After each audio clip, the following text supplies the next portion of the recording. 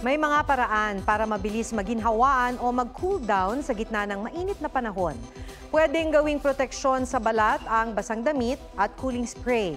Makatutulong din ang pagligo.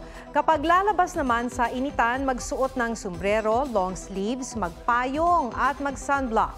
Sumilong o magpahinga sa lilim. Magsuot at ng maluwag at light-colored na damit. Huwag din kalimutang uminom ng maraming tubig. Limitahan ang pag-inom ng alak.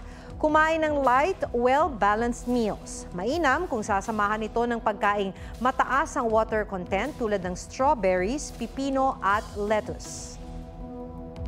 Huwag magpahuli sa mga balitang dapat ninyong malaman. Mag-subscribe sa GMA Integrated News sa YouTube. Sa mga kapuso abroad, subaybayan nyo kami sa GMA Pinoy TV at sa www.gmanews.tv.